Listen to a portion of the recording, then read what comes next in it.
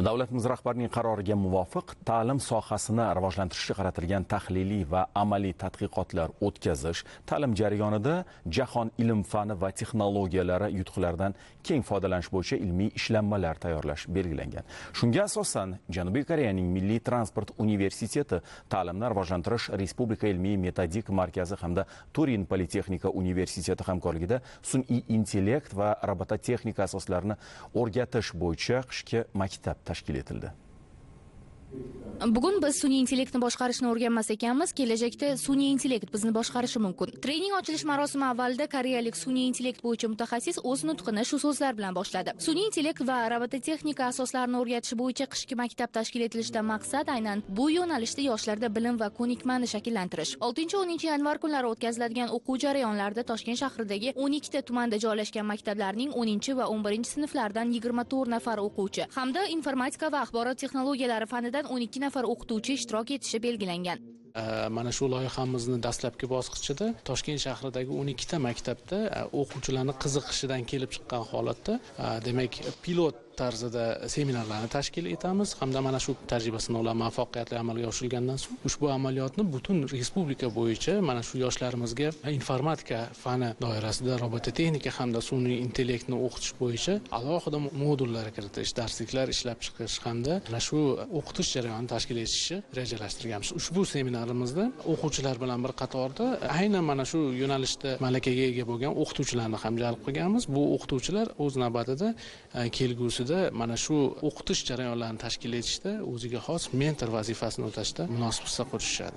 Shuningdek, tadbirda 21-asrda ishlab chiqarish sanoatini rivojlantirishga oid master-klass o'tkazildi. Bu orqali robototexnika va sun'iy intellekt yo'nalishida bilim olishning qanchalik muhim ekanligi tushuntirildi.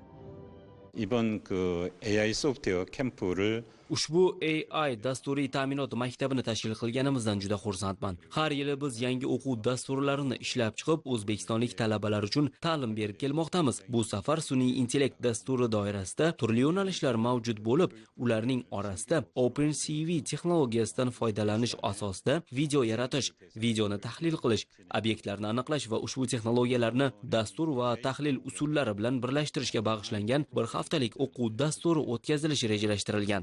Mazkur o'quv dasturi dasturiy ta'minot va kodlash texnologiyalarini birlashtirish orqali talabalarga dasturlarni ishlab chiqish, rejalashtirish va boshqarish bo'yicha tajriba olish imkoniyatini beradi. Ushbu dasturni tashkil etishimizdan maqsad O'zbekistonning kelajakdagi yosh avlodlari IT, dasturiy ta'minot va sun'iy intellekt texnologiyalarini rivojlantirishda muhim rol o'ynashi mumkinligiga bo'lgan ishonchimizdir.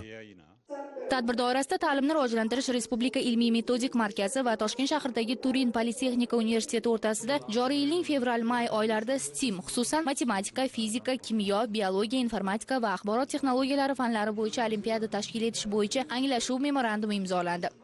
Ta'lim markazimiz bilan hamkorlikda yangi bir loyihani boshlash arafasida turibmiz. Toshkent shahridagi Turin Politexnika universiteti birgalikda biz maktablarimizdagi yoshlar orasida muntazam ravishda o'tkaziladigan olimpiadalar tizimini yo'lga qo'ymoqchimiz. Asosiy ko'zlangan maqsad maktabda beriladigan bilimlarni yanada chuqurlashtirib egallash. Chunki bu yerda hech kimga sir emas.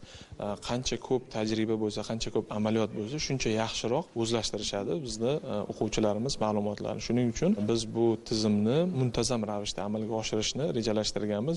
Ta'kidlash lozim, tajriba sinovidan o'tkazilayotgan mazkur loyiha natijasida olinadigan ijobiy tajribalar kelgusida mobil laboratoriya yordamida respublikamizning chekka hududlarida joylashgan maktablarga ham tatbiq etilishi rejalashtirilgan.